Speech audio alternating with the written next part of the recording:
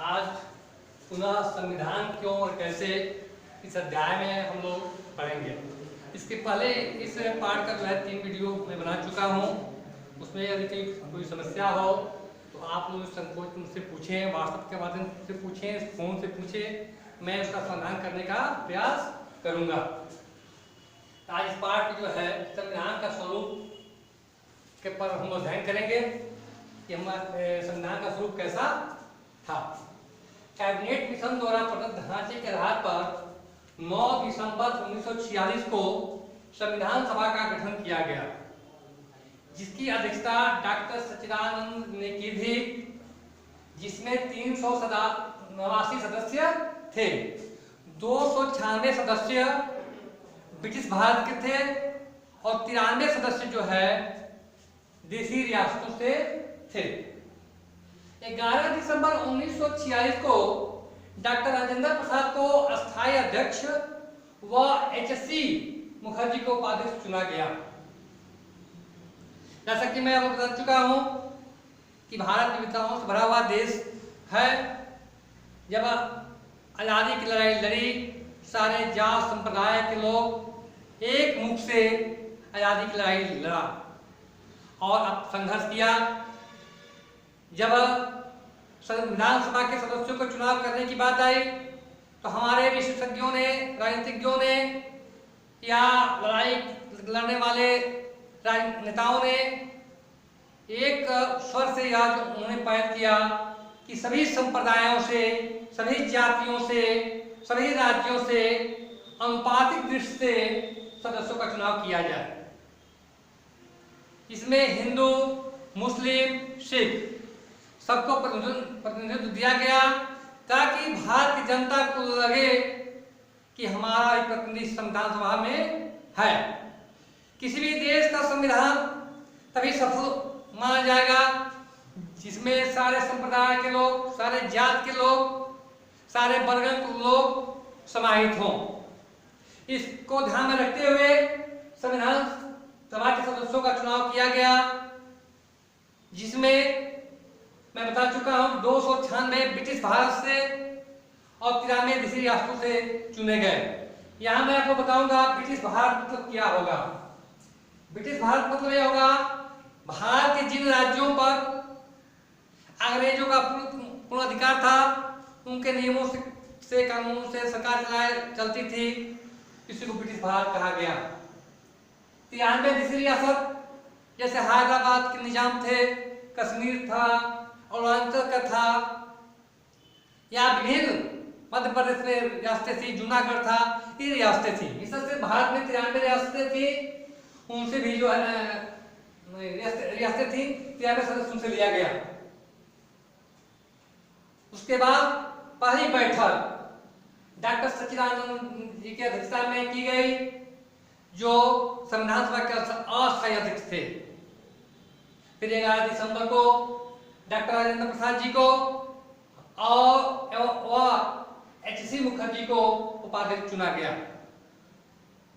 अब यहाँ पढ़ेंगे संविधान सभा के उद्देश्य, प्रस्ताव के मुख्य बिंदु। संविधान सभा के उद्देश्य, प्रस्ताव के मुख्य बिंदु क्या थे? पहला था भारत एक स्वतंत्र संप्रभु गणराज्य है। भारत एक स्वतंत्र संप्रभु गणराज्य है, मतलब भारत जो है स्वतंत्र है और इसका अपना जो है संविधान होगा, अपना नियम कानून होगा। इस देश पर किसी का थोपा हुआ जो है शासन नहीं चलेगा, या हमारा विदेश नीति या आंतरिक नीति किसी देश से प्रभावित नहीं होगी। हमारे विदेश नीति को या आंतरिक नीति को कोई देश प्रभावित नहीं कर सकता है, या हमको नीति बनाने के लिए मजबूर नहीं कर सकता है। दूसरा है भारत ब्रिटेन से आने वाले भारतीय क्षेत्रों, देशी रियासतों और बाहर के ऐसे क्षेत्रों जो हमारे संघ का अंग बनना चाहते हैं का एक संघ होगा।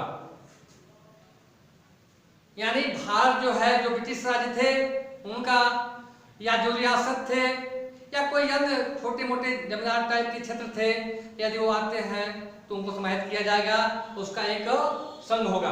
भारत के संघों का राज्य होगा। संघ की इकाई स्वतंत्र होगी। संघ की जो इकाई होगी, जैसे मान लीजिए जितने प्रदेश होंगे वो स्वतंत्र होंगे, उनका भी अपना एक नियम होगा, कानून होगा। जैसे संघीय सूची, राज्य सूची, संपत्ति सूची का मैं पढ़ाया हूँ, तुमको 9th वगैरह पढ़ाया हूँ, आप लोग पढ़े होंगे 9th या 10th में पढ़ाया हूँ लोगों को।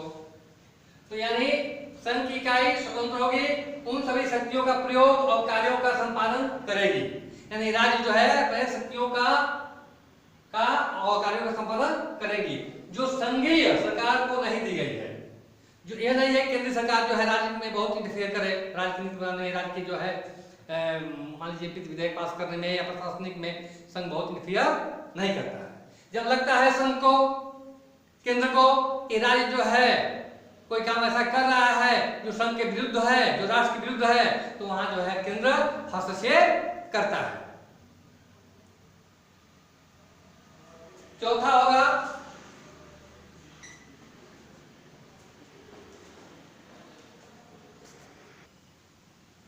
चौथा बिंदु है संप्रभु और स्वतंत्र भारत तथा इसके संविधान की समस्त शक्तियों और सत्ता का स्रोत जनता है। संविधान सभा के उद्देश्य प्रस्ताव के मुख्य बिंदु में चौथा बिंदु है संप्रभु और स्वतंत्र भारत तथा इसके संविधान की समस्त शक्तियां और सत्ता का स्रोत जनता होगी। क्या होगी? जनता होगी। पांचवा है भारत के सभी लोगों के सामाजिक, आर्थिक, राजनैतिक, न्याय, कानून के सम्मुख समानता, प्रतिष्ठा, अवसर की समानता तथा कानून और सार्वजनिक नैतिकता की सीमाओं में रहते हुए भाषण, अभिव्यक्ति, विश्वास, धर्म, उपासना, व्यवसाय, संगठन और कार्य करने की मौलिक स्वतंत्रता की गारंटी व सुरक्षा दी जाएगी। यानी चाहे हम जिस धर्म के हों, अपना धर्म मानने के लिए स्वतंत्र होंगे, हम किसी भी देवी देवता को उपासना करने के लिए स्वतंत्र होंगे, हम कोई व्यवसाय करने के लिए स्वतंत्र होंगे, हम भाषण देंगे, संगठन बनाएंगे,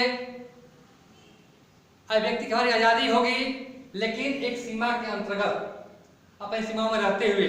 ऐसा हम भाषण दें जो राष्ट्र विरोधी हो या राष्ट्र के हित में न हो, तो वहां हमारे ऊपर देशद्रोह लग जाएगा। यानी हमको काम करने की, संगठन बनाने की, व्यवसाय करने की, उपासना के लिए धर्म, विश्वास, सार्वजनिक नैतिकता, भाषण, अभिव्यक्ति की आजादी यह हमको जो है दी जाएगी। हमारे संविधान में यह व्यवस्था बनाई गई। अल्पसंख्यक, पिछड़े, जनजातीय क्षेत्र, दलित व अन्य पिछड़े वर्गों को पर्याप्त सुरक्षा दी जाएगी। यानी समाज के जो कमजोर वर्गों के लोग थे, उनको जो है उनके सुरक्षा देने की गारंटी संविधान में दी जाएगी। यह नहीं है कि उनका शोषण कर दिया जाए, उनको दबा दिया जाए, उनको उनका काम करने न दिया जाए, जो पूर्व में हुआ करता था। समाजवादी शासन व्यवस्थाओं में ऐसा होता है कि एक निरीह वर्ग होगा, उसका शोषण किया जाएगा, दास प्रथा हुआ करता था। तो हमारे संविधान में व्यवस्था, यह हमारे संविधान का उद्देश्य था कि गरीबों को, अन्य पिछड़े वर्गों को, दलितों को, जनजातियों को जो है हम सुरक्षा देंगे। सातवां है गणराज्य की क्षेत्रीय अखंडता तथा जल और नभ मतलब आकाश में इसके संप्रभु अधिकारों की रक्षा सभ्य राष्ट्रों के कानून और न्याय के अनुसार की जाएगी।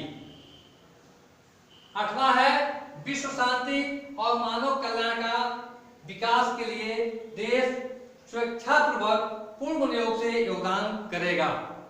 यह नहीं है कि हमारे इंटरनल मामले में जो है कोई विदेशी शक्तियां आकर जो है या कोई विदेशी जो आकर के, जैसे मान लो अमेरिका ही हो, ब्रिटेन हो, फ्रांस हो, तो हमारे वहां आकर जो है हमारे मतलब नीति को प्रभावित करे कि नहीं आप ऐसा बनाइए जनता के लिए, ऐसा नहीं होगा। इसके लिए हम स्वतंत्र होंगे। या हमारी क्षेत्रीय अखंडता पर आकर कोई जो है आंच आती है तो हम उसके लिए जो है अपने सैनिक का प्रयोग करेंगे, सैन्य ताकत का प्रयोग करेंगे। या जो है कूटनीति का प्रयोग करेंगे। जैसे वर्तमान में भी चाइना से जो है हमारा जो है सीमा विवाद चल रहा है, तो इसमें जो है हम अपने संघ का भी जो है तैनाती किया गया है, जिसने किया है, और कूटनीतिक बात भी चल रही है।